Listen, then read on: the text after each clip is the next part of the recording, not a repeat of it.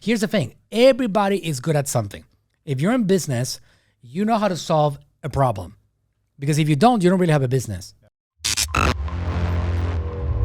We're looking to add consistently new channels and take advantage of opportunities. And at some point, brands like us, we should be going into retail, right? And there's opportunities there. People are still shopping on Bed Bath & Beyond and Target and all these places, right? So it's about looking for these opportunities and then taking one by one and implementing them. Because what happens, Raffy, if you start implementing too many of these things at the same time, do you make it or do you just go crazy? No, because you're not going to be able to do it consistently. You get spread too thin, and it's the same applies for marketing as it does to building a business. It's consistency of your actions, consistency of activity, which, by the way, I was horrible at before.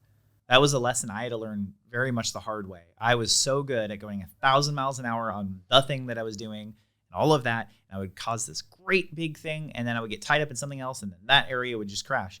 And the thing is about putting in consistency. And one thing that you mentioned, which I think is just an important thing for business owners and other people to consider, that the concept of preparation and opportunity is key. But I also think that there's a piece of that a lot of people don't look at. And this is just a concept, I think, something to think about. Like after this thing, you guys close this and think about this. If you don't have stuff straight in your business, you don't have things worked out, you don't have your one truth established, you don't have these things being done, you will miss far more opportunity than you even see because you will not be looking at opportunity. Have you ever had that situation where you're like, you stand there in front of somebody and they talk, but you're kind of really somewhere else? Mm-hmm. It's that kind of thing that happens with a business owner when they're so tied up, or an executive, they're tied up in what's going on in their business that they're not really there as far as opportunity is concerned. So they miss opportunity all day long. All day long. They don't even realize they have it. And the amazing and beautiful part is when you combine getting things working in your organization with marketing and with a good strategy on that side of things, people grow like automatically. Like it just, the effort starts to come out because you'll see the opportunity. And some of those opportunities actually have been there the whole time, but you were never in a position to take them on because you were so focused on problems and issues and these things in your business that you didn't put your attention outside the business. And I think it's just really important for business owners and executives to keep that in mind. That preparation piece includes having your stuff together so that you know when this type of customer comes along or this situation occurs, whoever it is that's supposed to handle it knows exactly how it's supposed to be done, and that they not only know, but they can do it, and that they do it. And that, when you get that accomplished, then the opportunity, I believe, becomes unlimited for somebody. Absolute fires. So would you say that the best way to develop a one truth would be, here's what I thought about during our interview. If I have, like everybody listening here, somehow is trying to run a business. Whether you are working for a business and trying to make it more successful or you own it, you are trying to make it work. Hopefully, a lot of you guys are accomplishing success. Now, from every business owner out there, there's a series of things that you're doing. We all are doing stuff. Some things have been proven to work already. Like you, for example, the way that we set up, I know exactly how to, let me give you an example of something that we know how to do really well here. I like to describe it. It's an AGM service. I know how to make content unicorns. Unicorns don't exist, right? AGM makes content unicorns. People that know how to communicate. We know how to make them omnipresent, godlike, and we know how to make them catch fire organically without any money in advertising. Yep. We know how to do that really well. I know how to deliver. So these guys know how to communicate really well. They know, but they might not know what I know in how to spread that message far and wide. And that's why they hire me. I know how to deliver that service successfully and make them catch fire on YouTube and everywhere else.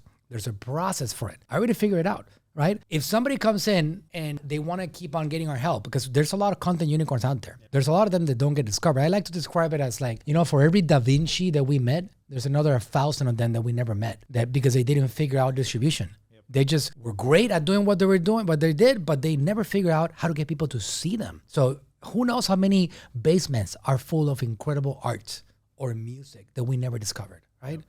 It's incredible, but distribution is essential, right? So I could deliver to a lot more people out there that are content unicorns. My point is, how would you develop a one truth from that particular product that I know how to deliver right there. Just to give everybody an example, here's the thing. Everybody is good at something. If you're in business, you know how to solve a problem. Because if you don't really have a business, right? We all solve somebody's problems somehow. Some of us are really good at some things, and some of us maybe we're trying some new areas or products or services and we're not really good at. So what would you say would be the process to developing a one truth for those things like I just described right now, making content unicorns? So I can actually bring people in and be like, oh, you want to be a part of this? I'll let you get in. You're going to have to sign this NDA of what we do and all this stuff, but I'll service you. I will not service you myself. Because right now I can tell you, somehow I need to kind of touch every single one of these content unicorns. I'm involved with all of them. If you take me out of the equation, opportunities might be missed. So I have to systematize this thing to make it into one truth.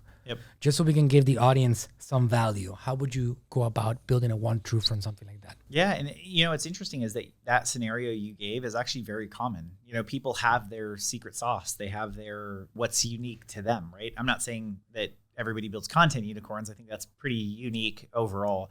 But I'm just saying, like, everybody has their kind of equivalent of that, or a lot of people do, right? There's some aspect they do really well, which is what got them the success that they have so far. And some of that's going to be unique to them. I think a couple things. I think when you do a good job of getting to the bottom of what somebody's job or function is, usually a lot of guys, when they're documenting processes, they'll take the steps that you do and they give the steps that you do, which is great. That's awesome. And that's something that most businesses don't even do. But if you do that, then good, you're there.